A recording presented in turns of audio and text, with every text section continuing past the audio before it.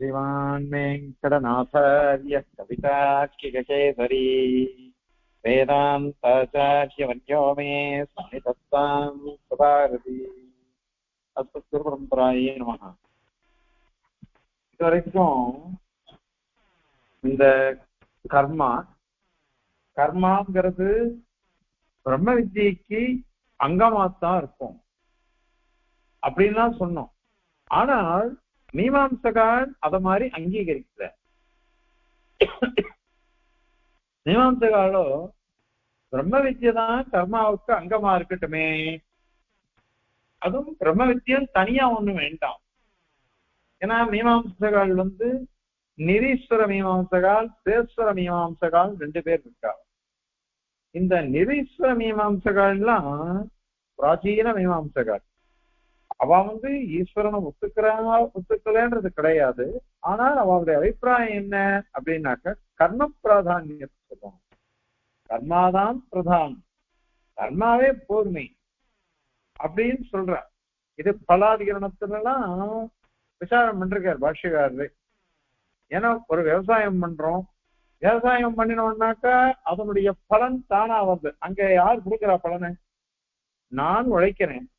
நான் உழைச்சேன்னாக்கா, விவசாயம் பண்ணேன்னாக்கா அதுக்கு எனக்கு எல்லாம் பயிர் உற்பத்தி ஆகிறது, அது எல்லாம் கிடைக்கிறது. அது இப்ப இந்த இடத்துல ஒரு படப்பிரதன் இருக்கானா அப்படின்லாம் இல்லை. அதனால தேவையில்லை. தேவதையே ஒத்துக்கிறான் மீமாம்சகால். ஆனா எப்படி ஒத்துண்டா அப்படின்னாக்கா, வேதம் சொல்லிடுச்சு. வேதம் தேவதைகளை வச்சுட்டு அந்த தேவதைகளுக்கு அபிஷேகம் கொடுக்கணும் அப்படின்னா சொல்லிடுத்து. அதுக்கோசரம் தேவதைகளை ஒத்துண்டா. அதனால கர்மாதான் பிரதானம் அப்படின்னு அவளுடைய இது. இத ஒரு முக்கோணம் மாதிரி வச்சுன்னு சொல்றாரு. அதாவது கர்மா அதுக்கு அங்கம் தேவதை, எஜமானன். இவா ரெண்டு பேருக்கும் பிரதானமான சொர்க்கம் பலன். பலன் இவனுக்கு சேஷமா இருக்கும்.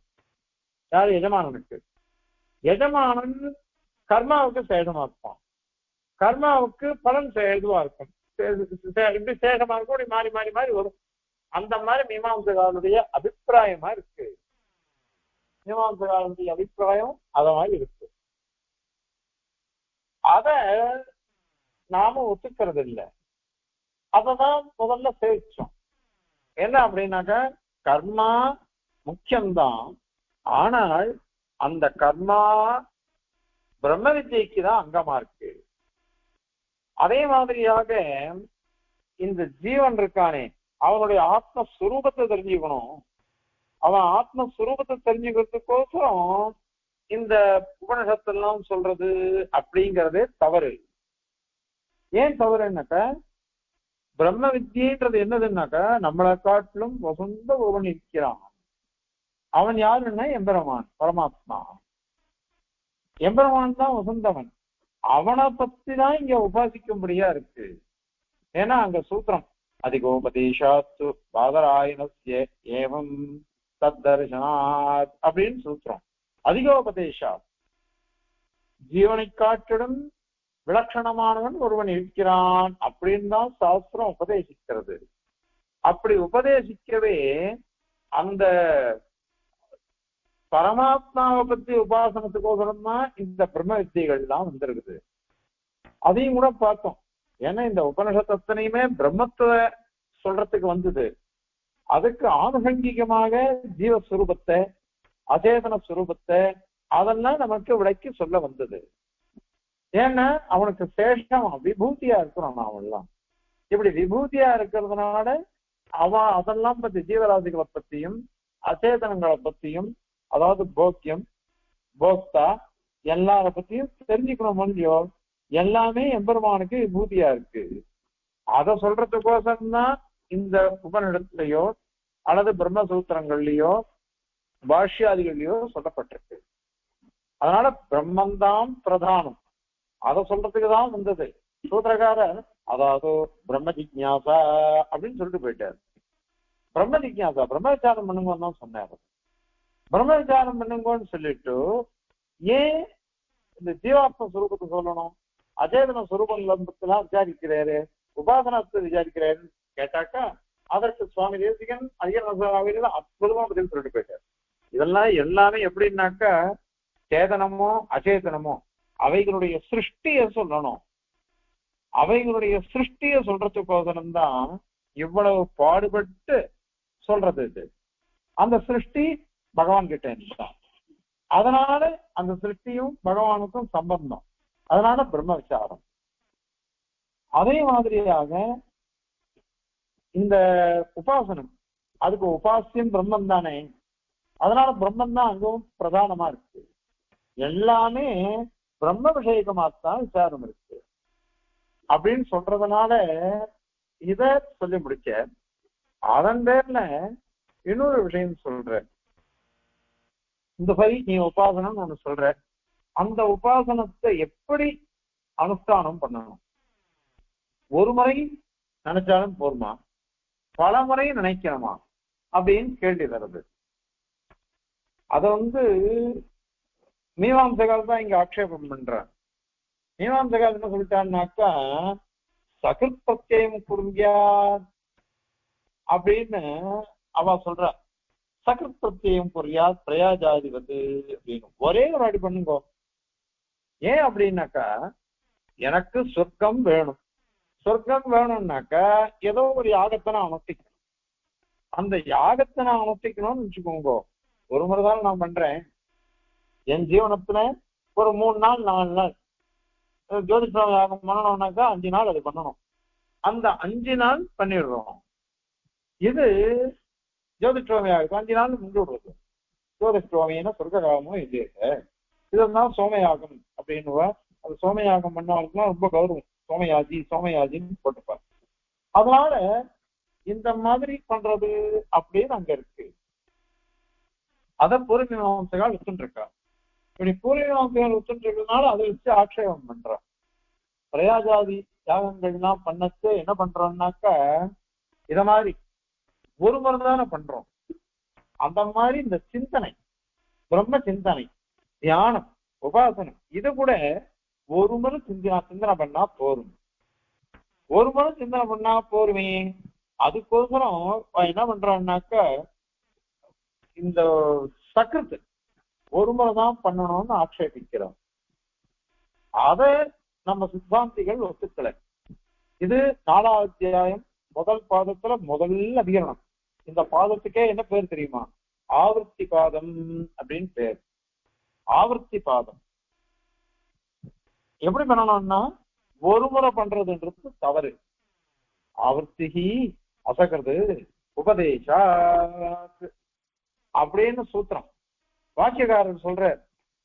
சகற்பிரத்தியம் குறியா சாஸ்திரார்த்தத்தை கிருதத்தாது பிரயாஜாதிபத்துன்னு பூர்வபக்ஷம் பண்ணி சித்தாந்தம் சித்தம் தூ உபாசன சப்தாத் அப்படின்னு அவர் எழுதிட்டு போயிட்டார் வாக்கியக்காரர்.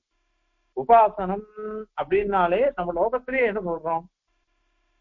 அவன் தான் ஆம்பியாலதான் உபாசிப்பான், அவன் தான் குழந்தையதான் உபாசிப்பான், இப்படின்னா நம்ம பரியாசம் பண்றோம். இந்த அப்படின்னா என்ன எப்பொழுதும் அவளையே நினைச்சுட்டு இருக்கான். இந்த உபாசனம் சொன்னாலே எதையும் எப்பொழுதும் எதை நினைச்சுட்டு இருக்கானோ அத உபாசனம் அப்படின்னு சொல்றது.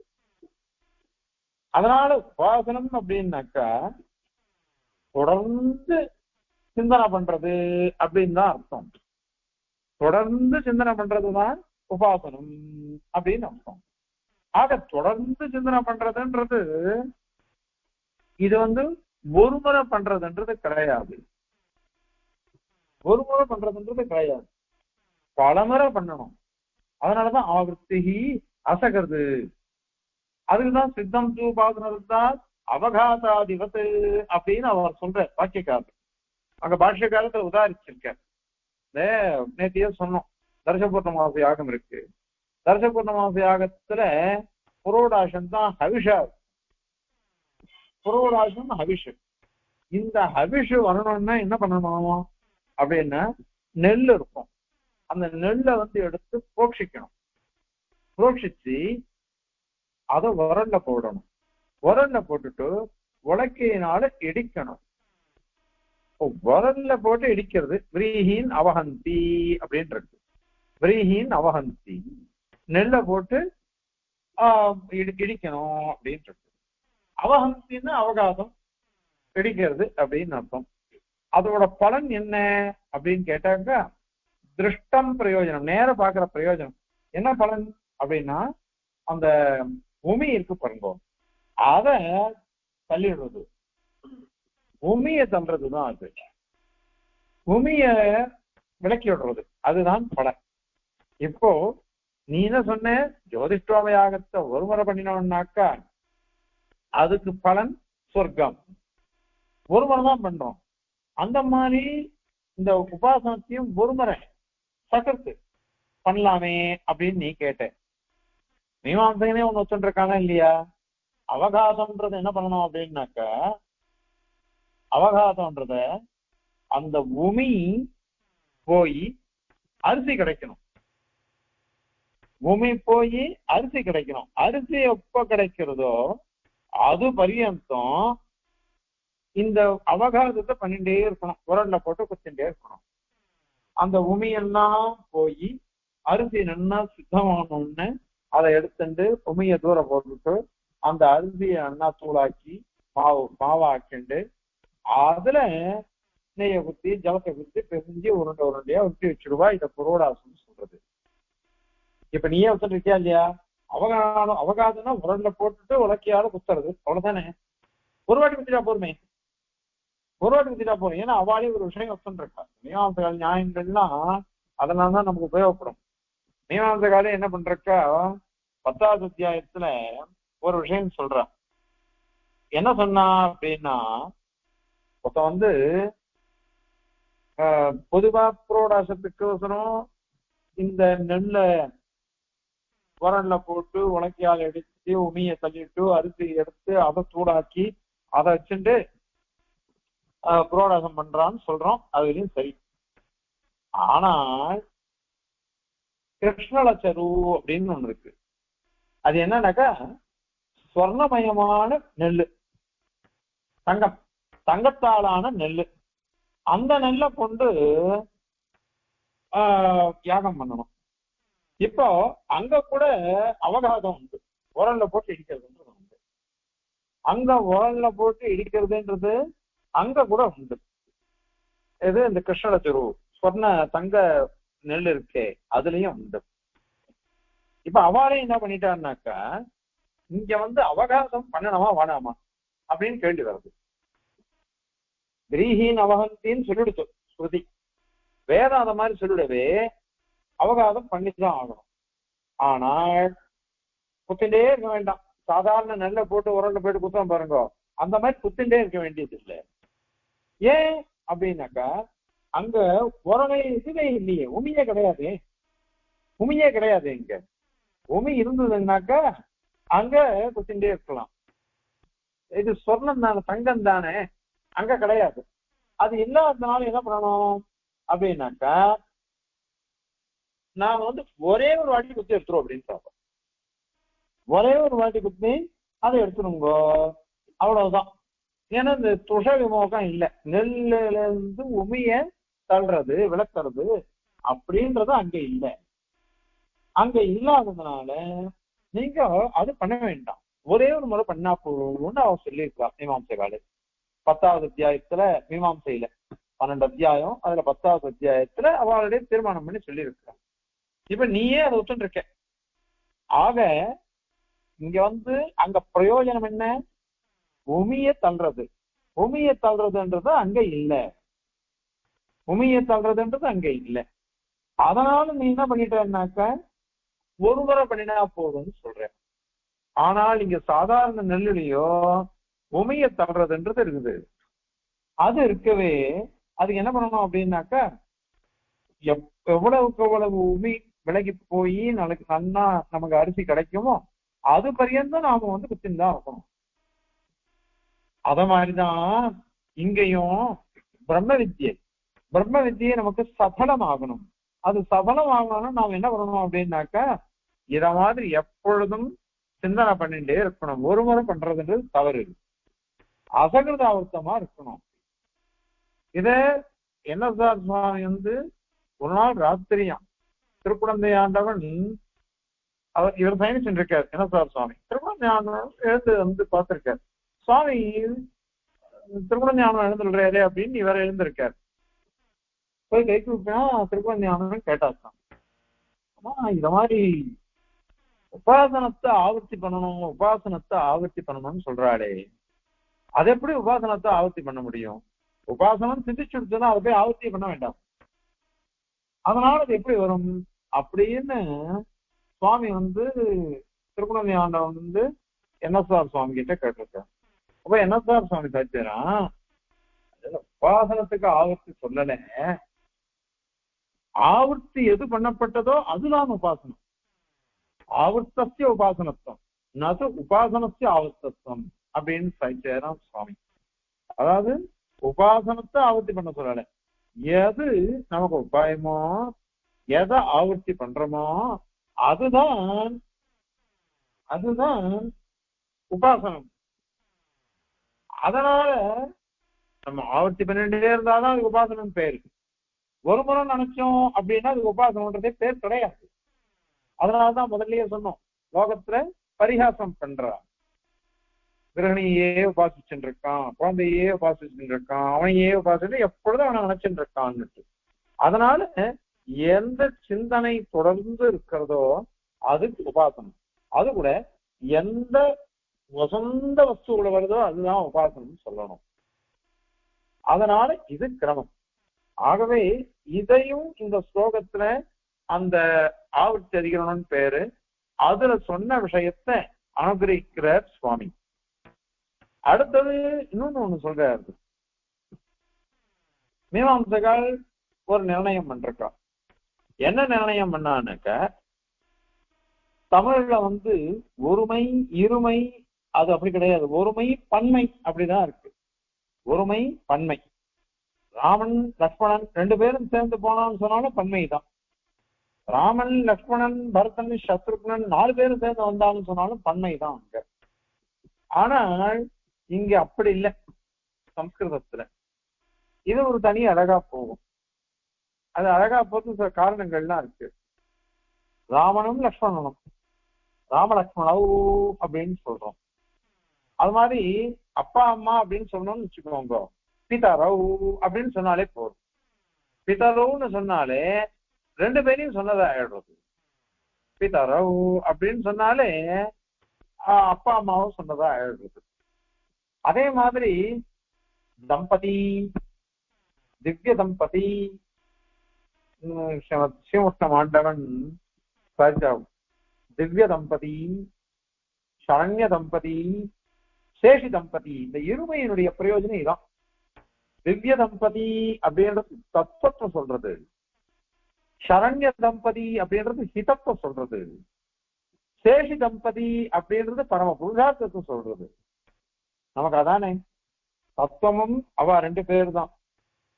ஆணியதவாசம் சொதையா ததேகம் சொல்றது வந்து அத மாதிரி ஏக தத்துவம் விவோதித்தவ் அப்படின்னு சொல்றது. ஏக தத்துவம் இவ உதித்தவ், ஒரே தத்துவம் மாதிரி 2 பேரும் சேர்ந்து இருக்கா அப்படின்னு சொல்றது. அது பராசரப்பட்டர் லக்ஷ்மி கல்யாண நாடகம், லட்சுமி கல்யாணம் ஒரு நாடகம் எழுதியிருக்கார். அந்த புஸ்தகம் கிடைக்கல.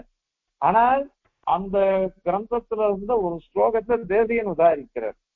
அனன்யாதீன கல்யாணம் அந்நிய மங்கள காரணம் ஜெகன்னிதானம் அத்வந்தம் துவந்தம் வந்தாமஹே வயம் அப்படின்னு எழுதியிருக்காரு சுவாமி.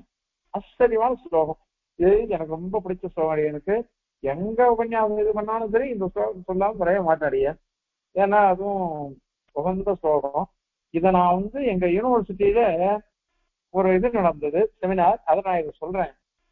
அப்போ ஒரு அத்வைதி அவர் இதை கேட்டு கைய கூப்பிடுறாரு, ஏன்னா ஆச்சரியமா இருக்கு ஸ்லோகம் அப்படின்னு. அதுல பாருங்க, அத்வந்தம் துவந்தம், இது வந்து 2 ஒரே தத்துவமா தெரியறதுனால துவந்தம் பிரிக்க முடியாதது.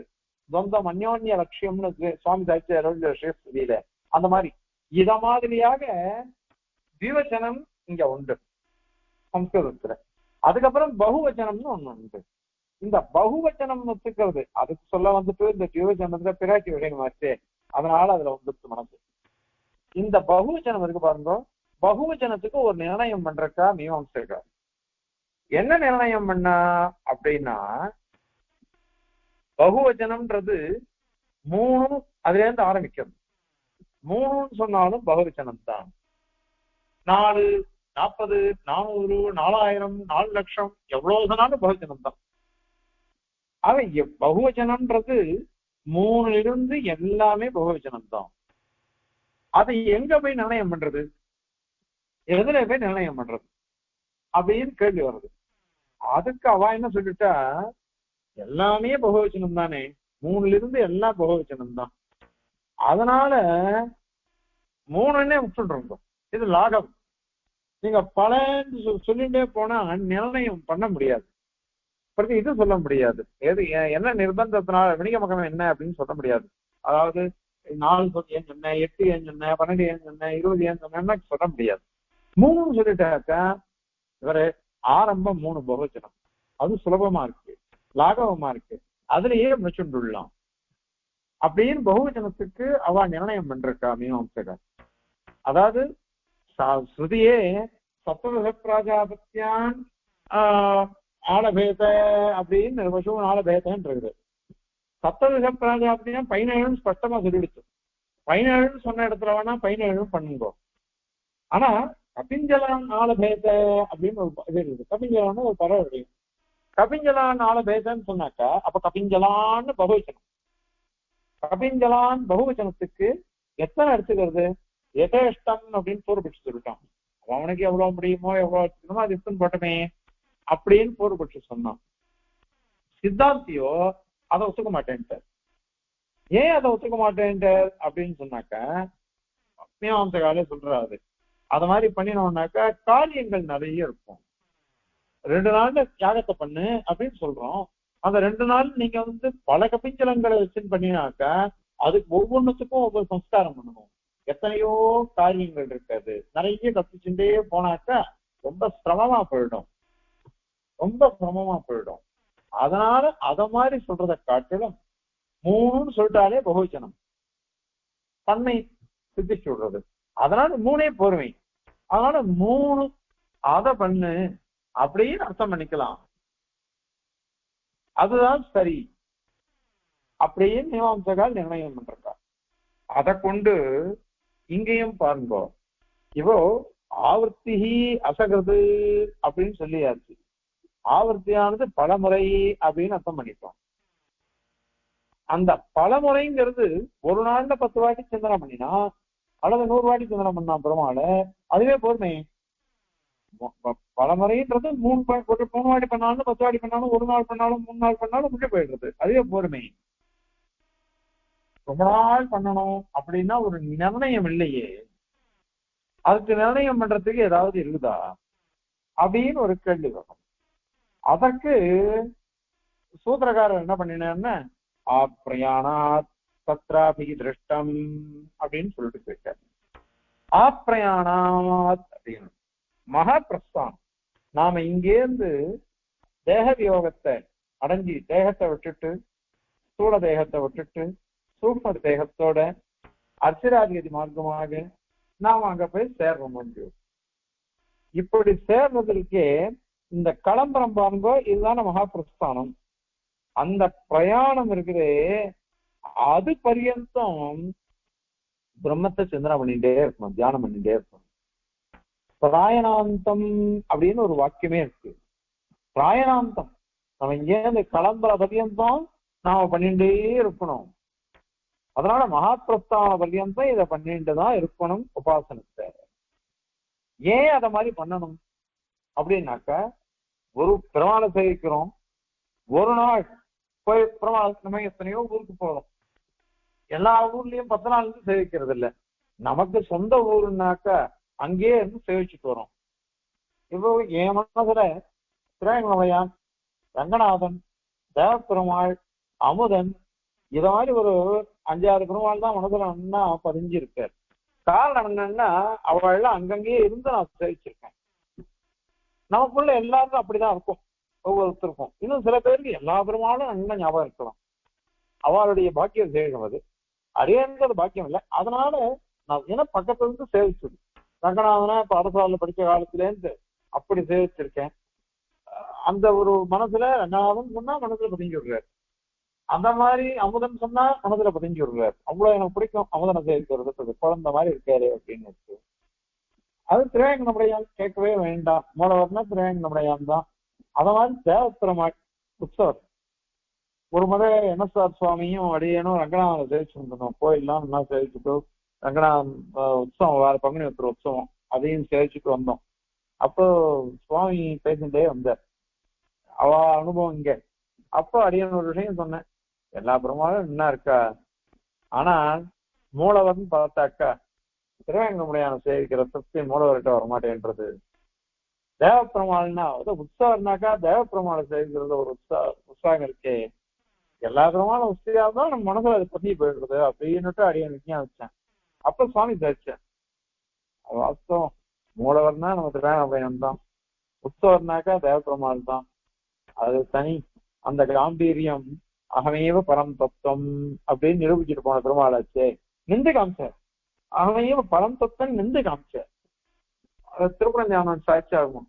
எங்க அமுதனுக்கு இந்த மாதிரி தேவப்பெருமாள் மாதிரி நிக்க தெரியலையே அப்படின்னு. அது எப்படி நிற்கும்?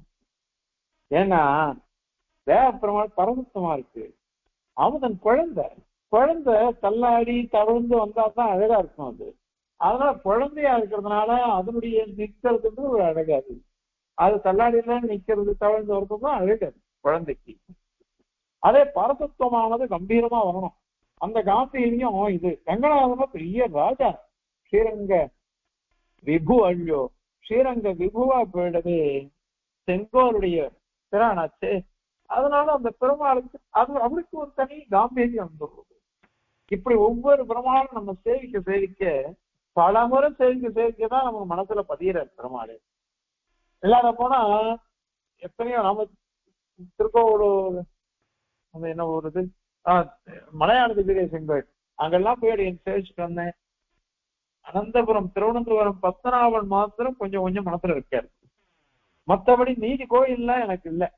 அண்ணாதான் சேவை பண்ணி வச்சா, கிட்டதான் சேவிச்சோம் எல்லாம் இருந்தா கூட அந்த பதியல மனசுல. அது மாதிரி பேரழுத்தூர் சேவிச்சேன். பேரழுத்தூர் சேவிச்சா மாதிரி மீதி சன்னதியெல்லாம் சேவிச்சுட்டு மனசுல நிக்கல. அது ஏன்னா அங்க ஒரு 2-3 நாள் தங்கி இருந்த ஆண்டவன் சாதகமா சங்கல்பம் அங்க அமைச்சிச்சாச்சு பேரழுத்தூர்ல ஒரு முறை. அதனால அங்க 2 நாள் தங்கி சேவிச்சுட்டு வந்தேன் பெருமாள். அதனால ரொம்ப ஆனந்தமா இருந்தது. மனசுல பதிகிறாரு. ஆக ஒண்ணு மனசுல பதியணும்னாக்கா அது எப்படி இருக்கணும்? பல முறை சிந்தனை இருந்தாதான் பதியும். அது இது சாதாரண விஷயத்துக்கே அப்படி. கோயில்ல பெருமாள் சேவிக்கிறதுக்கு கொஞ்சம் ஒரு படி மேல போகும். அதன் பிறகு இது பிரம்ம வித்தியை. மோட்சத்தை அடையணும். மோட்சத்தை எப்படி அடையணும் அப்படின்னாக்கா நம்ம ஆனந்தமா நிர்திசயமான ஆனந்தத்தை அடைஞ்சி அனுபவிக்கணும். பெருமானுடைய திவ்யாத்ம ஸ்வரூபத்தை அப்படி அனுபவிக்கணும். அப்படி அனுபவிக்கணும்னாக்க பகவத் சிந்தனை எப்பொழுதும் இருக்கணும். எப்பொழுதும் இருக்கணும். அப்படி இருந்தாதான் மனசுல பதிஞ்சு நம்ம அனுபவிக்க முடியும். இதுக்கு தத்கிருத நியாயம் வேதாந்திகள் சொல்றோம். தத்கிருத நியாயம் அப்படின்னாக்க இது எப்படின்னா நான் எப்படி உபாசிக்கிறனோ அப்படி நான் அனுபவிக்கணும். நான் எப்படி உபாசிக்கிறனோ அப்படி நான் அனுபவிக்கணும் அப்படின்னா எப்படி நான் உபாசிக்கிறனோ அப்படி அனுபவிக்கணும். இது தத்கிருத நியாயத்தினுடைய சுரூபமா இருக்கு. அந்த தத்கிருத நியாயத்தைப்படிதான் நான் பார்க்கணும். இங்க தத்கிருத நியாயப்படி பார்க்கறதுனால நாம என்ன பண்ணணும்னாக்கா பரமாத்மாவையே நினைச்சுட்டு இருக்கணும் எப்பொழுதும். அப்பதான் நமக்கு இந்த பரமாத்ம பிராப்தின்றது கிடைக்கும். நடுவுல வேற எதையாவது நினைச்சிட்டோம்னா அது கிடைக்காது. ஆதிபரதர் அவர் மகா தபஸ்வி. அவர் ராஜா வானப்பிரஸ்தாசிரமத்தை எடுத்துட்டு வந்த பிரம்ம வித்தியை ஆரம்பிச்சுட்டு, ஆனால் அவருக்கு என்ன எடுத்து மான் கிட்ட மனசு பறி கொடுத்துட்டார். அதனால அது போயிடுச்சு.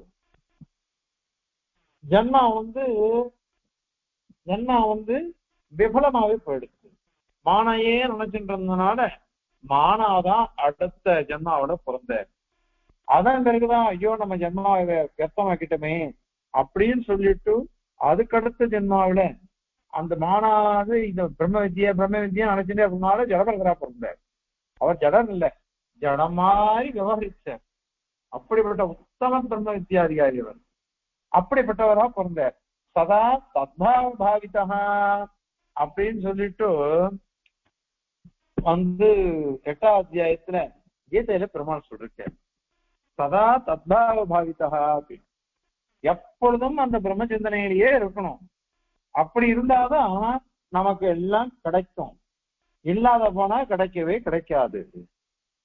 அதுக்கோசரம் ஆப்பிரயாணம் அனுவர்த்தி. மீமாம்சகன்ல சொன்னா ஒரு முறை பண்ணா போரும், மூணு பண்ணாலே பன்மை வந்துடுறது, பகுஜனம் சித்திச்சுடுறது, அப்படி இப்படி எல்லாம் மீமாம்சகன்லாம் ஆட்சேபிச்சா. அதுக்கு சொல்லும் பொழுது ஒரு விஷயம், இது வந்து பிரம்ம வித்யா. பலன் எப்படிப்பட்ட பலன் அப்படின்னா அனந்த ஸ்திர பலம், அனந்தம் எல்லையற்ற பலன். அத மாதிரி ஸ்திரமான பலன், எல்லையற்ற ஸ்திரமான பலத்தை நமக்கு இது கொடுக்கறது. எல்லையற்ற ஸ்திரமான பலனை கொடுக்கறதுன்றதுதான் பிரம்ம வித்தியினுடைய பலன்.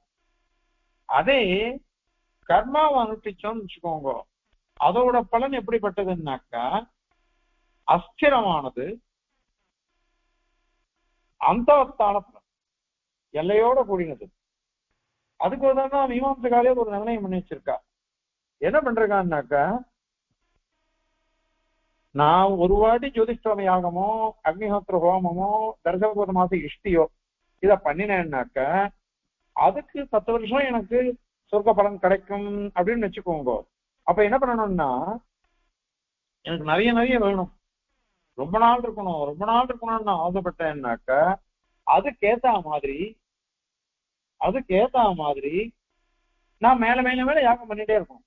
ஒரே யாகத்தை 10 வாட்டி பண்ணினேன்னாதான் எனக்கு 100 வருஷம் எனக்கு கிடைக்கும் அங்க சொர்க்க போகும். இல்லாத போனா சொர்க்கே பார்த்த பீசிய சைஷ்ணோத் நாஸ்தி நிர்வர்த்தி அப்படின்னு சொல்றதுனால என்னால விழுந்துரும். அதனால நாமும் அதிகம் பண்ணணும். அதனால கர்ம காண்டத்துல அந்த மாதிரி ஒரு கஷ்டம் இருக்கு. 6ஆம் அத்தியாயத்துல ஏற்கனவே சொல்லிருப்போம். பெருமாள் அர்ஜுனன் கேட்கிறான், ஒருத்தன் வந்து கர்ம யோகத்தை ஆரம்பிச்சான். கர்ம காண்டம் இல்ல, கர்ம யோகம். அதாவது பலத்தை எதிர்பார்க்காம இந்த பிரம்ம வித்யைக்கு அங்கமா இருக்கக்கூடிய கர்ம யோகத்தை ஒருத்தன் ஆரம்பிச்சான். கர்ம யோகத்தை ஆரம்பிச்சான்னு வச்சுக்கோங்களேன், நடுவுல அவன் விட்டுட்டான். அவனுக்கு முடியல, ஏதோ ஒரு காரணம் அவன் அதை விட்டுட்டான்னாக்கா அதனால அவன் கதி என்ன அப்படின்னு அர்ஜுனன் கேட்கிறான். அதுக்கு பெருமாள் பதில் சொல்ற, அதெல்லாம் ஒண்ணும் கவலை இல்லை. இவன் விட்டுட்டான்னா கூட இந்த கர்ம யோகத்தை ஆரம்பிச்சான், பலனை எதிர்பார்க்காம ஆரம்பிச்சான். அதோட பலன் என்ன தெரியுமோ, நடுவுல விட்டுட்டா கூட அவனுக்கு சொர்க்க பிராப்தி வந்துடும். சொர்க்க பிராப்தி வந்தா அவன் இஷ்டப்படி பொதுவா யாகத்தை பண்ணி சொர்க்கத்தை அனுபவிக்கிறாளே அவளுக்கெல்லாம் கொஞ்சம் காலம்தான் அங்க இருக்க முடியும். ஆனா இவனுக்கு அப்படி இல்லை. இவன் எவ்வளவு நாள் ஆசைப்படுறானோ அவ்வளவு நாள் அங்க இருக்கலாம். அதன் பிறகு அவனுக்கே அழுத்து போய் இது எதுக்கு இந்த சுகம்லாம் நமக்கு அப்படின்னு திரும்பி வந்து யோகிகளுடைய வம்சத்துல பிறந்துருவான். இது ஏற்கனவே சொல்லியிருப்போம். இது அந்த மாதிரி சுவாமி சாதிச்சிருக்க, பிரமாணம் சாதிச்சிருக்க 6ஆம் அத்தியாயத்துல இதுல. ஆக இந்த பிரம்ம வித்யன்றது எப்பேற்பட்ட வசந்ததுன்னாக்க நமக்கு பலனை நிரந்தரமா கொடுக்கக்கூடியது. யாகம் மாதிரி கிடையாது. இது யாகம் மாதிரி கிடையாது. அதாவது கொஞ்ச நாள் தான் பலன் கிடைக்கும், குறைஞ்ச அளவே பலன் கிடைக்கும் அப்படின்னா கிடையாது. நிரந்தரமான பலன் நமக்கு கிடைக்கும். இந்த நிரந்தரமான பலன் நமக்கு கிடைக்கணும்னாக்க அதுக்கு ஏத்த மாதிரி நாமும் இத பண்ணணும். அதனால ஆப்ரயானா தத்ராபகி திருஷ்டம், மகாபிரஸ்தானம் வர்ற பர்யந்தம் நாமும் இந்த உபாசனத்தை அனுஷ்டிச்சுட்டே இருக்கணும். எப்பொழுதும். அதே சரணாகதின்னா அப்படி கிடையாது. சரணாகதின்றது ஒரு நாள்ல பண்றது. தேசிகன் உதாரிக்கிறார், தானுஷ்கனுடைய லட்சியம் கணமாத்திரத்துல ஆகிற மாதிரி அப்படின்னு சாதிச்சுட்டார். ஒருத்தன் வில்லாளி வில்ல வச்சுட்டு அம்ப பிரயோகம் பண்றான். அவன் சரியா எதை தான் இலக்கு இருக்கே லட்சியம் அதை அடிக்கணும்னு அவன் தீர்மானம் பண்ணிட்டாருனாக்கா, சரியா தெரிஞ்சு விட்டோம்னாக்கா ஒரே க்ஷணம் அதுல இது பண்ணிடுறான், பிரயோகம் பண்ணிடுறான், பான பிரயோகம். அந்த மாதிரி இவனுக்கு நல்ல பக்தி வந்து நல்ல வைராக்கியம் வந்து சடங்கத்தோட கூறினது ஆச்சாரிய முகமா ஒரு க்ஷணத்துல ஒரு நாள்ல பண்ணிட்டு போயிடுறான். ஆனால் இந்த சாஸ்திரம் எதுவும் சொல்ல பத்தி வந்தது, பக்தி யோகத்தை பத்தி சொல்ல வந்தது.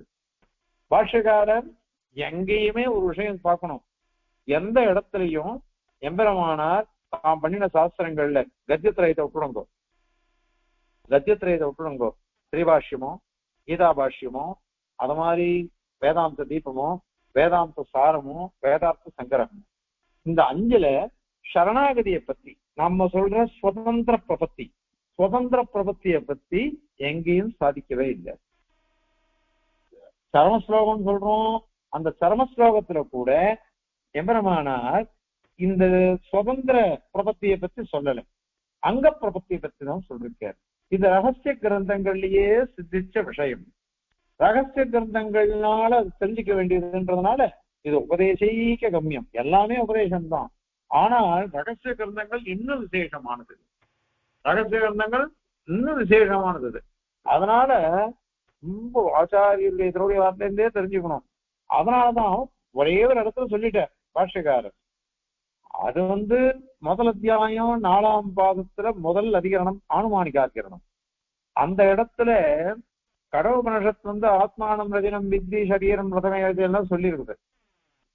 அங்கு தத் வசீகரணம் தத் சரணாகதிரேவே அப்படின்னு பாஷ்யக்காரர் சாட்சிருக்கார். அது கூட எப்படின்னா அங்க பிரபத்தி தான், அங்க பிரபத்தி தான் அந்த சொல்லப்பட்டதே தவிர்த்து சுதந்திர பிரபத்தி சொல்லப்படலை. சுவாமி தேசிகன் ஸ்ரீமத் ரகசிய திரைசாரத்துல இந்த வாக்கியத்தை உதாரிச்சிருக்கார். தஸ்ய வசீகரணம் தத் சரணாகதிரேவன்னு சொல்லிட்டு ஆனுமானிகாதிகரணத்தின வசீகாரிய பரம்பரையை சொல்லும் பொழுது அங்க சாதிக்கிறார், அதை உதாரிச்சிருக்கார். அதனால எம்பெருமானார் ரொம்ப ஜாக்கிரதையா பிரயோகம் பண்ணிருக்கார் எல்லாத்திலையும். அங்க ஸ்ரீபாஷ்யத்துல ஆதிசப்த பிரயோகம் பண்ணிருக்கார். ஆனா சப்தாதிபேதாத் அப்புறம் விகல்போ அவிசிஷ்ட பலத்வாத் அப்படின்ற 2 சூத்திரத்துக்கு கீழே ஆதிசப்த பிரயோகம் பண்ணிருக்கார். அந்த ஆதிசப்தத்துல சுதப்பிரகாசிகள் சாதிக்கிற ஆதிசப்தத்தினால ஞாச வித்தியை எடுக்கப்படுகிறது அப்படின்னு சுதப்பிரகாசிகள் இருக்கு.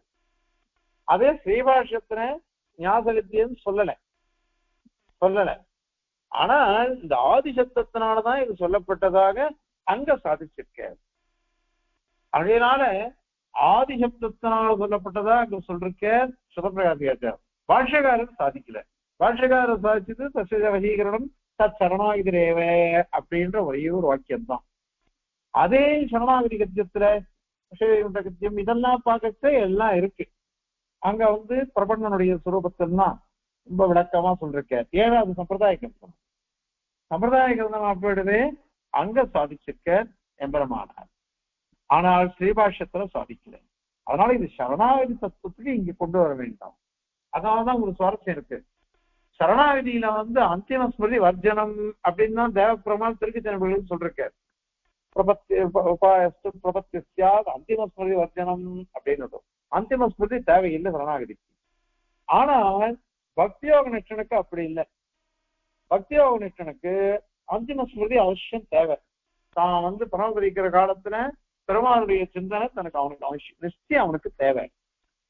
அத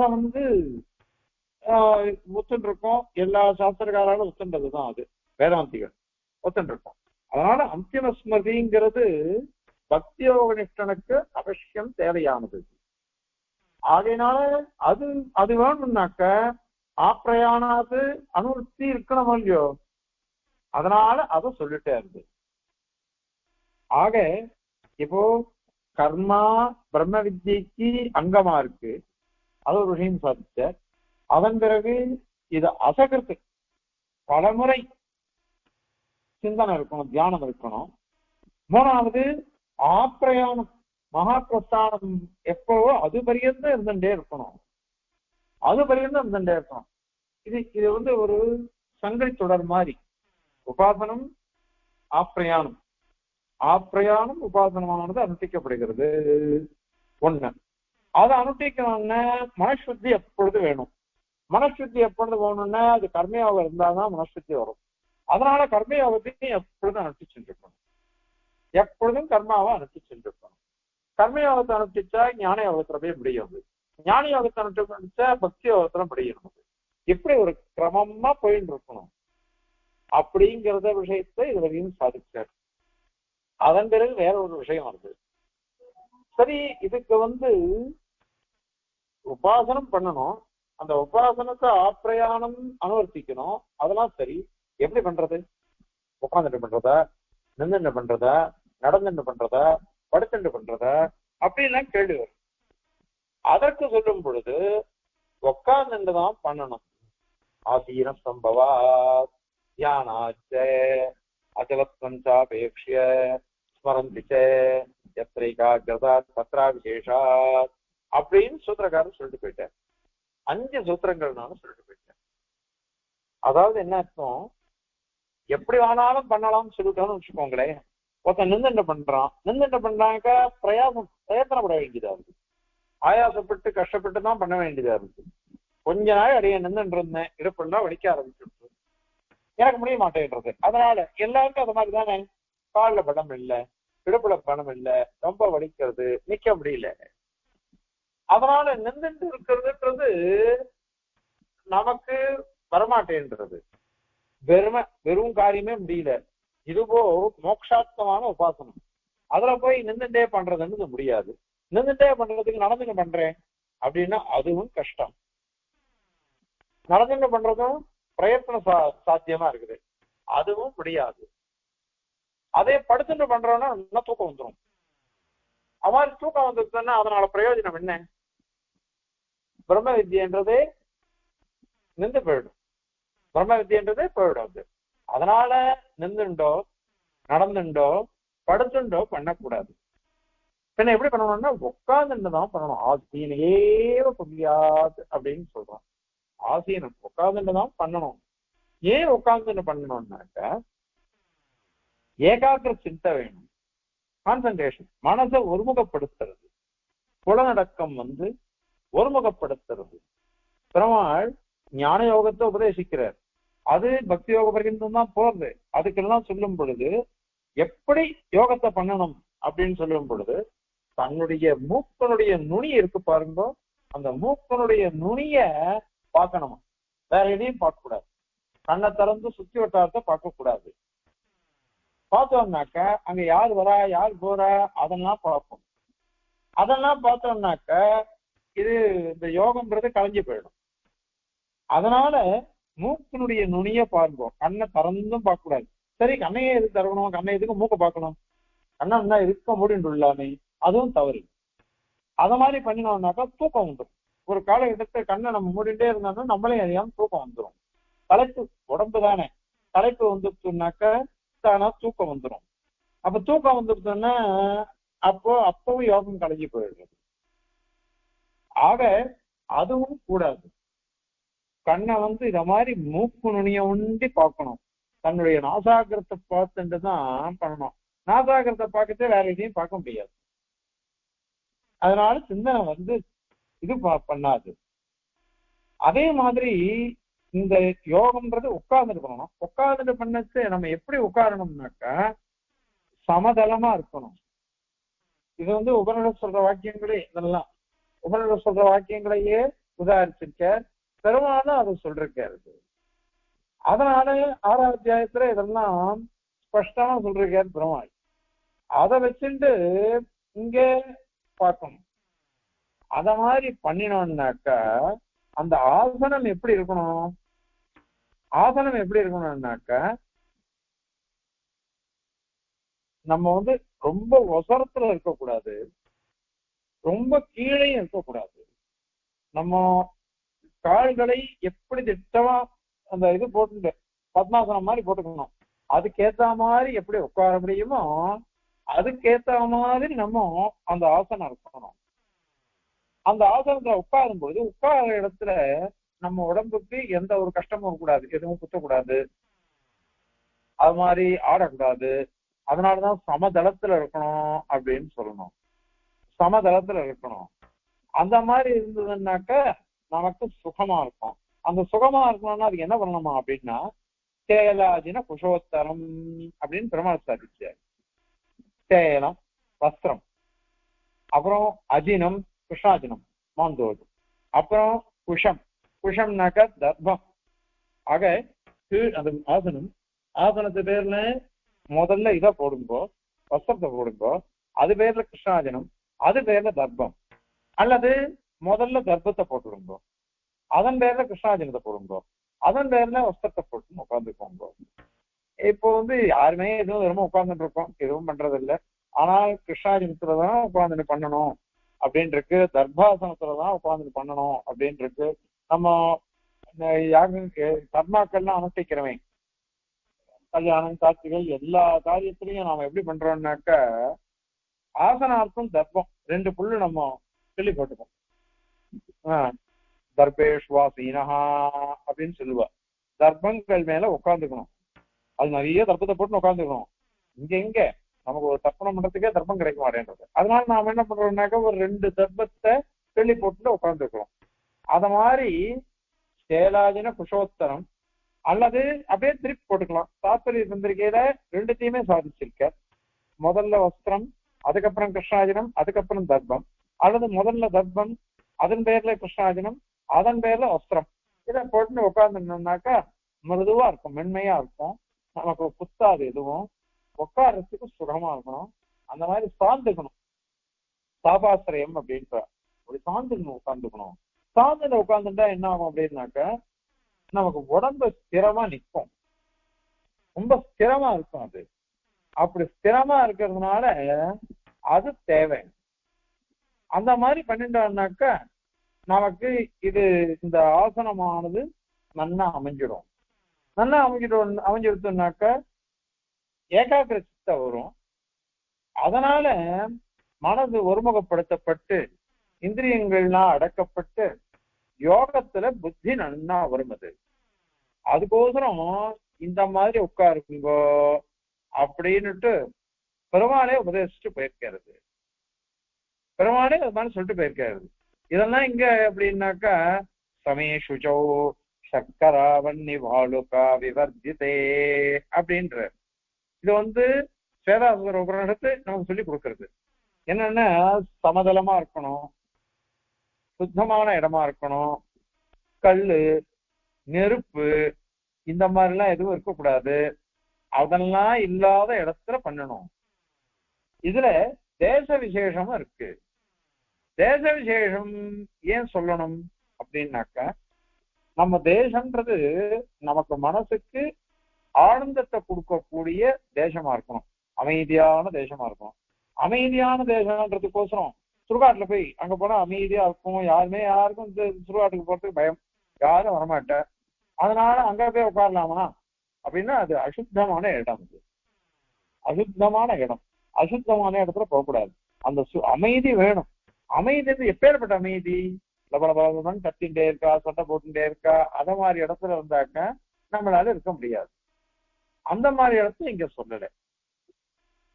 அதே மாதிரியாக இப்ப சொன்ன ருத்ரபூமின்ற விஷயங்கள் சொல்லல. அதுவும் நமக்கு தேவையில்லாத மாதிரி இடத்துக்குள்ள நம்ம போகக்கூடாது. அந்த இடத்துல நம்மளால உட்கார முடியாது. வேற எப்படி இருக்கணும்னாக்கா மனசுக்கு ரம்யமா இருக்கணும். கிளைகள் பறவைகளுடைய சப்தம் கேட்கணும். பறவைகளுடைய சப்தம் அந்த கீசிகேசன்றம் ஆணிச்சாத்தன் அப்படின்னு இருக்கு. இந்த கீசிகேசன்றம் சொல்லச்ச அதுக்கு பிரகார சுவாமி ரொம்ப அழகா வியாக்கியானம் பண்ணி வந்தார். கீசுன்னா கிருஷ்ணா கிருஷ்ணான்னு அர்த்தமா. கிருஷ்ணனை கிச்சான்னு சொல்றது இல்லையா? அந்த குருவிகள் கூட அந்த ஆணிச்சாத்துன்ற ஒரு பறவை கூட கிருஷ்ணா கிருஷ்ணா அப்படின்னு கூட்ட நமக்கு சொல்லிக் கொடுக்கறதே காத்தால வேலையில. அப்படி சொல்லி கொடுக்குற சமயத்துல நீ போய் பர்சன்ட் இருக்கிய நியாயமா அப்படின்னு கேட்கிறாளாம் அந்த கோபிகாஸ்திரிய வாசல்ல இருக்கிற கோபிக்காது. அந்த ஆணைச்சாத்தம் கூட காத்தாலுமே கிருஷ்ணா கிருஷ்ணான்னுட்டு நாமாவது கிருஷ்ண பகவான் நாமாவது சொல்றதே. அதனால இந்த கீசு கீசுன்னு அது அர்த்தமாகுது. அந்த மாதிரி இந்த பறவைகள்லாம் அழகழகா பேசுறது, கிளைகள்லாம் கொஞ்சறது, அதே மாதிரி குயிலோ கூவுறது, மயிலோ அகவறது, புறாக்கள்லாம் திரகடத்து பறக்கிறது. இந்த மாதிரி சப்தங்களை பார்த்தாக்கா மனசு எவ்வளவு ஆனந்தமா இருக்கும், எவ்வளவு அமைதியா இருக்கும். அந்த இது சொல்லுவா, காக்க கிருஷ்ணா பிக கிருஷ்ணா கோ பேதா பிக காக்கையோகோ வசந்த காலே சம்பிராப்தே காக்க காக்க பிக பிகா அப்படின்னு. காக்காவும் கருப்பா இருக்கு, குயிலும் கருப்பா இருக்கு, ரெண்டுத்துக்கும் என்னதான் பேதம் அப்படின்னா வசந்த காலே சம்பிராப்தி. வசந்த காலம் வந்துட்டுன்னா போறோம், காக்கா காக்கா தான், குயில் குயில் தான். காக்கா அகறது இது பண்றது கரையிறது, கத்தி காக்கா காக்கா தான் கத்தின்னு இருக்கும் அது. ஆனா குயிலுடைய கூவுறது பூஜந்தம் ராமராமேதி மதுரம் மதுராட்சரம் ஆருஷ்ய கவிதா சாக்காம் வந்தே வால்மீகி கோகிலம். வால்மீகியாக குயில் ராமா ராமா அப்படின்னு அழகா கூவுறது, அதை கேட்டுட்டே இருக்கணுமே நமக்கு. அந்த மாதிரிதான் இந்த குயில்கள்லாம் அற்புதமா கூவுறது. காஞ்சிபுரத்துல அடி என்னுடைய ஆத்துக்கு வந்துடுறதா தெரியும், அந்த எதிர ஒரு நந்தவனம் மாதிரி இருந்தது. இப்ப எல்லாத்தையும் எடுத்துட்டு ஏதோ கட்டிட்டு ஆவா. அப்போ ஒரு 4 வருஷம் முன்னாடி அங்க தங்கியிருந்து நான் பாடம் சொல்லிட்டு இருக்கேன். பாடம் சொல்லச்சே ரகுவம்சம் பாடம் சொல்லிட்டு இருந்தேன். ரகுவம்சம் பாடம் சொல்லிட்டு இருக்கேன் ஆன்லைன்ல. அப்ப நான் சொன்னேன், அங்க வந்து திலீப் மகாராஜா வனத்துக்கு வசிஷ்டரை செய்கிறதுக்கு வனத்துக்கு போறாரு தன்னுடைய மகாராணியோட. ஏன் அப்படின்னு தனக்கு சந்ததி உண்டாகலையே, வசிஷ்டரை கேட்டு இது பண்ணணும் அப்படின்னு சொல்லிட்டு போறாரு. அப்போ அந்த வனத்தினுடைய ரம்யமான விஷயங்கள்லாம் சொல்லச்சே இதெல்லாம் வந்தது. அதெல்லாம் சொல்லுவேன், இந்த குயில் என்ன அழகா கத்துறது, அது மத்தியானமோ சாயங்காலமோ குயில் போக ஆரம்பிச்சிடும், எவ்வளவு அழகா இருந்தது தெரியுமா கேட்கறதுக்கு, பிராபியமா இருக்கும். இப்ப அது இல்லவே இல்லை அந்த இதுல. ஏன்னா இதை நான் கட்டிட்டேன் இது பண்ணிட்டு. அதனால குயில் என்ன பண்ண நிறைய மரங்கள் இருந்தது, ரொம்ப அழகா இருந்தது இந்த குயில் சுத்தம்ன்றது. அதனால அந்த மாதிரி ரம்யமான இடம் இருந்ததுன்னு வச்சுக்கோங்க. சப்தம் விபரீதமான சப்தம் இல்லை, மனசுக்கு ஆனந்தத்தை கொடுக்கக்கூடிய இடம் அது. அந்த சப்தம், அந்த இடம், சுத்தி, இதெல்லாம். இந்த சுத்தி அப்படின்றதுக்கு இன்னொரு அர்த்தம் ஒண்ணு சொல்றேன். தாத்பர் இந்திரிகனும் இருக்கு, பாஷ்யத்தினே இருக்கு. ஒருத்தர் என்ன பண்ற, நம்ம கிட்ட வந்துட்டு நீர் என்ன அனுஷ்டானம் பண்ண போற, எதுக்கு அங்கெங்கெல்லாம் போற, இதோ நம்ம மாத்திரம் இருக்கு இடம், இங்க வந்து பண்ணிடும் அப்படின்னு ஒருத்தர் ஆசையா கூப்பிடுறாரு.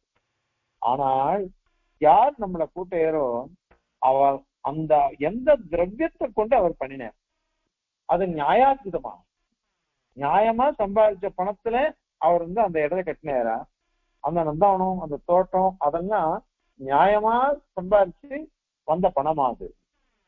அதை பாருங்க, அநியாயமா பண்ணின இடத்துல போய் உட்காந்து பண்ணக்கூடாது. அதனால இந்த சுத்திங்கிறது எப்படி இருக்கணும் அப்படின்னாக்கா, இடம் சுத்தமா இருக்கிறதுன்றது ஒன்று இல்லை, திரவிய சுத்தி இருக்கும்.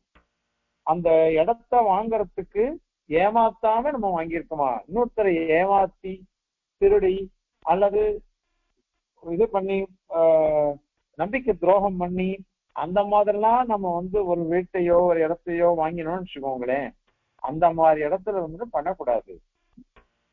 அந்த மாதிரி இடத்துலாம் வச்சு பண்ணவே கூடாது.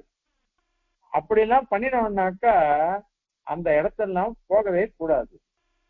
அத மாதிரி இடத்துல இருந்தாக்கா நமக்கு எதுவுமே சித்திக்காது. சொல்ற முடியும், அநியாயமா சம்பாதிச்சு ஆகாரத்தை நம்ம சாப்பிட்டோம்னாக்கா அதுதானே ரத்தத்துல ஓடுறது, அதுதானே நமக்கு அந்த கெட்ட எண்ணம் தான் நமக்கு வரும். அதே நியாயார்ஜிதமான வஸ்துவை சாப்பிட்டோம்னு வச்சுக்கோங்க, அப்ப நமக்கு கெட்ட எண்ணம் வராது. ஏன்னா ரத்தத்துல நல்ல ரத்தம் தானே போயிட்டு இருக்கு. அத மாதிரி நல்ல இடத்துல உட்கார்ந்துட்டு சுத்தமான திரவியத்தினால வாங்கப்பட்ட சுத்தமான தேசத்துல உட்கார்ந்துட்டு யோகத்தை பண்ணினாக்கா ஆனந்த யோகம் கிடைக்கும். அதே நமக்கு விபரீதமா உட்கார்ந்துட்டு விபரீதமான இடத்துல எல்லாம் வச்சுன்னு பண்ணினோம்னு வச்சுக்கோங்க, நமக்கு நிச்சயமா நல்ல பலன் கிடைக்காது. அதனால இந்த சுத்திங்கிறது இதுல பார்த்தா தேச சுத்தி, மனசுத்தி, இதுக்கெல்லாம் இத்தனை அர்த்தம் வச்சுக்கணும். இதெல்லாம் தாத்பரிய சிந்தரிகையிலையும் கீதா பாஷ்யத்திலையும் எம்பெருமானாரும் சுவாமி தேசிகனும் சாட்சியிருக்கா. இதெல்லாம் சொன்னதெல்லாம் எங்கன்னாக்கா யோக சாஸ்திரங்கள்ல சொல்லிருக்கு.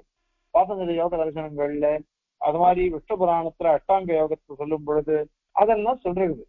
இதெல்லாம் தான் சூத்திரகாரரும் பாஷ்யக்காரரும் சுதப்பிரகாசிகாச்சாரியரும் சுவாமி தேசிகனும் விவரமா சொல்றாரு. சுவாமி தேசிகன் தாத்பரிய சிந்தரிகையில அதெல்லாம் வகையை சாதிச்சிருக்காரு. சுதப்பிரகாசிகையில ஜிக்ஞாசாதிகரணத்துல அஷ்டாங்க யோகத்தை பத்தி விஷ்ணு புராணத்துல வரக்கூடிய விஷயங்கள்லாம் ரொம்ப விளக்கமா சாதிச்சிருக்காரு. எம்பெருமானாரும் சரி கீதா பாஷ்யத்திலையும் ஸ்ரீபாஷ்யத்திலையும் எல்லாத்தையும் நமக்கு கோடிட்டு காமிச்சிட்டு போயிட்டாரு. சூத்திரகாரர் இதெல்லாம் 4ஆம் அத்தியாயத்துல வர்ற விஷயம், 3ஆம் அத்தியாயத்துல வர்ற விஷயம் இன்னும் கூட வரப்போறது, அதிகார பேதம் தான் சொல்லச்சு. அதனால எல்லாம் இப்படி இருக்கிறதுனால இந்த விஷயங்களை நாம் இங்க கொண்டு வரணும். இதெல்லாம் இருந்தாதான் நமக்கு யோகம்ன்றது சிந்திக்கும். இத்தனை சொன்னதுனால இதெல்லாம் பயப்பட வேண்டாம். இதெல்லாம் ரொம்ப சுலபம். என்ன சுலபம்? மனசுத்தி இருந்துச்சுன்னு சொல்லுவாங்க. பொறாமை, அசூயை, அது மாதிரி கெட்ட குணங்கள், இன்னொருத்தரை பார்த்து கெடுக்கிற எண்ணம், இதெல்லாம் இல்லாம மனசுத்தி வந்துருச்சுன்னாக்கா மீதி எல்லாம் தானா நமக்கு சித்திச்சிடும். அந்த நல்ல எண்ணம் வரணும்னாக்கா தான் நாம் என்ன பண்றோம்னாக்கா பெருமாளையே நினைச்சுட்டு இருக்கணும். அப்படி இருந்துட்டா நம்ம யோகிகள்லாம் அதை மாதிரி தானே பண்ணினான், நம்ம ஆச்சாரியாலாம் அதை மாதிரி தானே இருந்தா. அப்படி இருந்ததுனால அவளுக்கு மேல மேல மேல உசந்த கதி கிடைச்சதே தவிர்த்து எதுவும் கெட்ட கதி கிடைக்கல. ஆக இந்த ஸ்லோகத்தினால சொல்லப்பட்டது என்ன அப்படின்னாக்கா, அவ மீமாம்சகால் சொன்னது இந்த பிரம்ம வித்தியன்னு ஒண்ணு கிடையாது. அதுல சொல்லப்பட்ட வித்தியை கூட எதை பத்தி சொல்ல வந்தது அப்படின்னாக்கா, சேஷத்வாத் புருஷார்த்தவாதோ யதான்யேஸ்வரி ஜெய்வனிகி அப்படின்னுட்டு இந்த ஜீவஸ்வரூபத்தை சொல்ல வந்தது. தன்னை தெரிஞ்சுட்டுதானே அவன் யாகத்தை பண்ணணும். அத மாதிரி பண்ணினாத்தான் அவனுக்கு யாகம் எப்ப பண்ணுவான், நான் சொர்க்கத்தை அனுபவிக்கணும், நான் இருப்பனா இருக்க மாட்டேனான்னு தெரியணும். ஆத்மா நித்தியம் அப்படின்னு தெரிஞ்சுக்கணும். ஆத்மா நித்தியம்னு தெரிஞ்சுட்டாதான் நம்மளால அதை பண்ண முடியும். இல்லாத போனாக்கா நம்ம பண்ண மாட்டோமே. அதனால அவன் அப்படிலாம் சொன்னான். அதுக்கோசரம்னுட்டு அது தவறு. நமக்கு சம்ஸ்காரத்தை கொடுக்கறதுக்கு வரல. இது பிரம்ம வித்தியை. இந்த பிரம்ம வித்தியை அந்த கர்மாவை அங்கமாக உடையது அப்படின்னு சொன்னார். அந்த பிரம்ம வித்தியானது ஒரு முறை பண்ணினா போராது, அசங்கத்தை ஆவர்த்தமா இருக்கணும். அத மாதிரி ஆப்பிரயானானுவர்த்தமா இருக்கணும். அத மாதிரி இந்த இடம், தேசம், காலம், எந்த காலத்துல பண்ணணும், எந்த சமயத்துல இதை பண்ணணும், பிராம முகூர்த்தத்துல எழுந்துட்டு பண்ணணும். அதுக்கோசரம் எப்பொழுதும் யோகம்னு அர்த்தம் இல்லை. எப்ப அனுஷ்டிக்கணுமோ அப்பதான். சாப்பிட்டு இருக்கணும், சாப்பிட்டு இருக்கிற சமயத்துல அப்ப உட்கார்ந்து யோகம் அனுஷ்டிக்க முடியும். ஏன்னா சாப்பிடுறத ருசிச்சு சாப்பிடணும். எதை போட்டாலும் எதை சாப்பிட்டாலும் ருசிச்சு எல்லாம் பகவத் பிரசாதம் அற்புதமா இருக்கு அப்படின்னு சொல்லிட்டு சாப்பிடணும். அத மாதிரி சொல்லணும். அதனாலதான் சொல்றோம், நம்ம வெளியூர் எங்கேயா கிளம்புறோமா கேசவனை நினைச்சுப்போ, சாப்பிடணுமா கோவிந்தனை நினைச்சுட்டு சாப்பிடு, தூங்கணுமா மாதவனை நினைச்சுட்டு தூங்கு அப்படின்னு சொல்றோம். இந்த மாதிரி கிரமத்துல ஒரு கால தேச வர்த்தமானங்கள் ஒரே சமயம் எப்பொழுதுமே பண்ணிருக்க முடியாது யோகத்தை. அதுக்கு விதிக்கப்பட்ட காலத்துலதான் அது பண்ணணும். நித்தியகரமான ஸ்தானங்கள் அதெல்லாம் பண்ணிட்டு அதுக்கப்புறம் யோகத்துக்கு ஒரு இடத்துல உட்கார்ந்து அமைக்கணும். அந்த மாதிரி இந்த அத்தனை விஷயங்களையும் இந்த சூத்திரகாரரும் பாஷ்யக்காரரும் ஸ்ருதிகளும் ஸ்மிருதிகளும் இதர ஆச்சாரியர்களும் சொல்லி முடிச்சிருக்கா. அப்படிங்கிறத பத்தி இந்த ஸ்லோகமானது நமக்கு உபதேசிக்கிறது. இப்போ ஸ்லோகத்தை சேவிச்சு அதனுடைய தாத்பரியத்தை பார்க்கலாம்.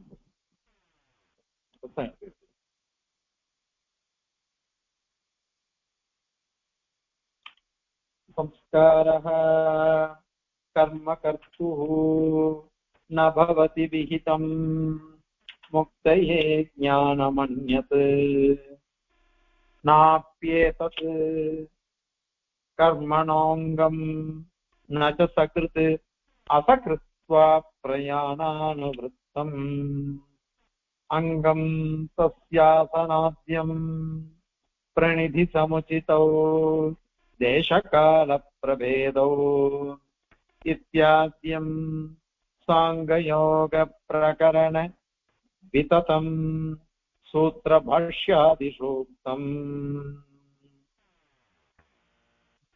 இங்க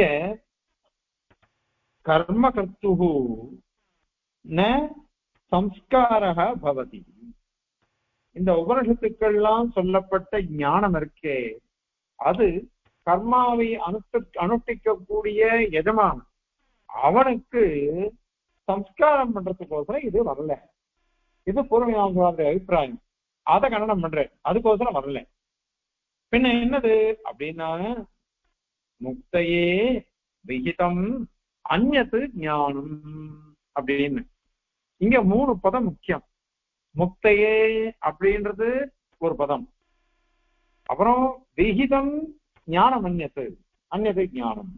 இது இந்த 3 பதத்துக்கும் 3 விசேஷங்கள் சாதிக்கிறா பெரியவா. முக்தையே அப்படின்னு சொன்னதுனால மோட்சத்துக்கோசரம் இது. அதனால எஜமானுடைய சம்ஸ்காரம் அவனுக்கு தகுதி வரணும், அதுக்கோசரம் சொன்னதா அர்த்தம் பண்ணிக்க கூடாது. அதுக்கோசரம் இது இல்லை. மற்றபடி எதுக்கு? மோட்சத்துக்கோசரம் இது. அதனால முக்தையேன்ற பதம் மீமாம்சகனை கண்டனம் பண்றது. அதுக்கப்புறம் விகிதம் அப்படின்னு இருக்கு, விதிக்கப்படுகிறது. விதிக்கப்படுகிறது அப்படின்னு சொல்றதுனால இந்த ஞானம் இருக்கே, அத்வைதிகள் என்ன பண்ணாக்க வாக்கியார்த்த ஞானம் தான் உபாயம் அப்படின்னு அவ சொன்னான். பின்னாடி சொல்ல போற அதெல்லாம் பதில் அடிக்க போற தேசிகனே 40-45 ஸ்லோகத்தெல்லாம் இதெல்லாம் வரப்போகுது. இந்த வாக்கியார்த்த ஞானம் அது பிரமாண தந்திரம். என் காதல விழுந்ததுன்னு அர்த்தம் தெரிஞ்சதுன்னு எனக்கு புரிஞ்சு விடுறது, அதை விதிக்க வேண்டியது இல்லை. அதனால வாக்கியார்த்த ஞானம் அவிஹிதமான வாக்கியார்த்த ஞானமே உபாயம் அப்படின்னு அவ சொல்ற அத்வைதி. ஆனால் நம்ம சித்தாந்தத்துக்கு அப்படி கிடையாது. சூத்திரகார திருவுள்ளம் அது விதிக்கப்படுகிறது. விதிக்கப்படுகிற ஒரு ஞானம், வெறும் வாக்கியார்த்த ஞானம் இல்லை, விதிக்கப்படுகிறது. ஏன்னா இப்போ நேத்திய சொன்னோம், அதாவது என்ன, பரவித்தியை அபரவித்தியன்னு 2 இருக்கு. அபரவித்தியன்னு நம்ம வாசிக்கிறதெல்லாம் அபரவித்தியன்னு பேரு. பரவித்தியன்னாக்கா சாட்சாத் மோட்சோபாயமான உபாசனத்தை அனுஷ்டிக்கிறது, அதுக்கு பரவித்தியன்னு பேரு, பிரம்ம வித்தியன்னு. அந்த பிரம்ம வித்தியானது விதிக்கப்பட்டாதான் நம்மளால பிரவர்த்திக்க முடியும். ஆறாக சந்தியா உபாசித, பிரதிதினம் சந்தியாவந்தம் பண்ணு, இல்ல அப்படின்னா அவனுக்கு பாப்பம் வந்துடும் அப்படின்னு விதிக்கிறது. அந்த மாதிரி மூக்ஷுர்வை பிரம்மோபாசித, யாருக்கு மோட்சம் ஒண்ணு ஆசை இருக்குதோ அவங்க பிரம்மத்தை உபாசிக்கணும் அப்படின்னு சொல்றது. அதனால இந்த இது விதிக்கப்படுகிறது. வாக்கியார்த்த ஞானம் பிரமாண தந்திரம். ஆனால் இந்த இது இருக்கே, விதிக்கப்படும் ஞானம் உபாசனம், இது சாஸ்திரஜன்யம், சாஸ்திரத்தினால விதிக்கப்படுறது. சாஸ்திரத்தினால விதிக்கப்படுறதுன்றதுனால இது நமக்கு ரொம்ப முக்கியமானது. ஆகவே முக்தையே விகிதம் ஞானமன்யது அப்படின்னு சொன்னதுனால உபாய விபாகாதிகார சுவாமி சாதிப்பார். உபாயமாவது ஒரு ஞான விகாச விசேஷம், உபேயமாவது ஒரு ஞான விகாச விசேஷம். ஞான விகாச விசேஷம் தான் உபாயமா இருக்கு. அதனால இங்க சொல்லப்பட்ட உபாயமானது விசேஷமான ஞானம், அந்நியத்து ஞானம், வேறுபட்ட விலட்சணமான ஞானம். அது பக்தி ரூபாபண்ணமான பிரீத்தி ரூபாபண்ணமான ஞானம், அது சொல்றதுக்கு வந்தது. ஆக முக்தையே விகிதம் அந்நியத்து ஞானம் அப்படின்னு பிரித்து பார்த்துக்கணும். 3 பதத்துக்கு ஞானம் முக்தையே விகிதம், முக்தி கோசரம் விதிக்கப்பட்ட ஞானம்ன்றதுனால அத்வைத கண்டனம், மீமாம்ச கண்டனம், இது 2 சொல்லப்பட்டிருக்கு. அதனால முக்தையே விகிதம் ஞானம் அந்நியத்து சம்ஸ்காரக ந பவதி, கர்மகர்த்து சம்ஸ்காரக ந பவதி. எஜமானனுக்கு சம்ஸ்காரத்தை உண்டு பண்றதுக்கோசரம் வரல. ஏதது ந கர்மணக அங்கமப்பி, இப்படிப்பட்ட ஒரு ஞானம் இருக்கே பிரம்ம வித்தியை, அது கர்மாவுக்கு அங்கம் இல்லை, கர்மாவை அங்கமாக உடையதுதான் அது. சகுச்ச ஒரு முறை பண்ணினா போரும் அப்படின்றது தவறு. ஏன்னா அசகிருத்து பலமுறை அதை அனுஷ்டிக்கணும், ஆவர்த்தி பண்ணணும். ஆப்ரயான அனுவருத்தம், மகாபிரஸ்தானம் எப்ப வருதோ அது பர்யந்தம், தன்னுடைய கடைசி தேகம் எப்பவோ அது முடிகிற பர்யந்தம் இவன் அத அனுஷ்டிச்சுட்டே இருக்கணும். அதுக்கு சஸ்ய அங்கம், அந்த பிரம்ம வித்தியைக்கு அங்கம் என்னென்ன கர்மாங்கம்னு சொன்னோம். அது மாதிரி சாங்கயோக பிரகரண விதம், அங்கத்தோட கூடின யோகத்தை எல்லாம் விளக்கக்கூடிய யோக சாஸ்திரங்களுக்கு பாருங்க. அதுல சொல்லப்பட்டது என்னது? ஆசனாத்தியம், ஆசனம், பிரத்யாகாரம், அந்த அஷ்டாங்கம் சொல்ற முடியோ அவைகள்லாம். அந்த ஆசனம் முதலானங்கள்லாம் பிரணதி சமுச்சிதம். பிரணதினா ஒருமுகப்படுத்துறது, சமுச்சிதமா ஆக்குறது, அதாவது மனதை ஒருமுகப்படுத்துறது இருக்குது. அதுக்கு ஏற்றதா இருக்கணும் அந்த இடங்கள்லாம். எந்த இடங்கள்? தேசகால பிரபேதோ, எந்த சமயத்துல காத்தால வேலையில அத்தியனம் பண்ணிக்கோ, காத்தால வேலையில வாசிக்கோ. ஏன் அப்படின்னா அந்த காத்தால வேலை பிராம முகூர்த்தத்துல இருந்துட்டு சந்த சொல்லுங்கோ, அத மாதிரி சாஸ்திரம் வாசிங்கோ. எந்த படிப்பா இருந்தாலும் சரி மனதுல நன்னா பதியும். நல்லா தூங்கி எழுந்திருக்கிறதுனால காத்தால வேலையில இந்திரியங்கள்லாம் நல்லா வேலை செய்யும். அப்போ புத்துணர்ச்சி இருக்கும். புத்துணர்ச்சி இருந்ததுன்னாக்கா நல்ல ஞானம் நமக்கு சித்திக்கும். அதனால தேசகால பிரபேதம், தேசம், தேச விசேஷம் என்ன, அது மாதிரி கால விசேஷம் என்ன, இதெல்லாம் வித்தியாசியம். இவைகள்லாம் சூத்திர பாஷ்யாதிக்கு புத்தம். இந்த பிரம்மசூத்திரங்கள் அதுல நிறைய சொல்லிருக்கார் சூத்திரகாரர். அந்த மாதிரி ஸ்ரீபாஷ்யம், பாஷ்யம், ஆதி சப்தத்தினால கீதா பாஷ்யம், தாத்திரியா, பிரகாசிய, இந்த ஆச்சாரியாருக்கு விஷயம் சூத்திகள் இருக்கோ அவை அனைத்தையும் விளைவிச்சுக்கணும். அவைகள்ல புத்தம் ஸ்பஷ்டமா சொல்லப்பட்டிருக்கு. இப்படி சொல்லப்பட்டிருக்கிறதுனால இதுதான் சரியானது. மீமாம்சகால் சொன்னதோ அத்வைதிகள் சொன்னதோ இதெல்லாம் சரியில்லை அப்படிங்கறத இந்த ஸ்லோகத்தினால சாதிக்கிறார்.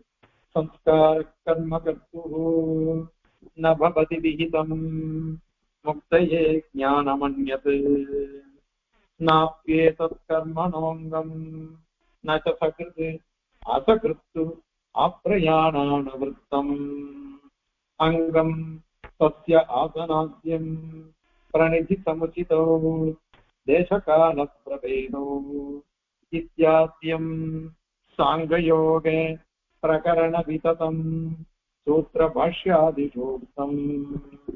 கவிதார்க்கிக சிம்ஹாய கல்யாண குணசாலினே ஸ்ரீமதே வெங்கடேஷாய வேதாந்த குரவே நமः. அஸ்மத் குரு பரம்பராய நமः. அடியே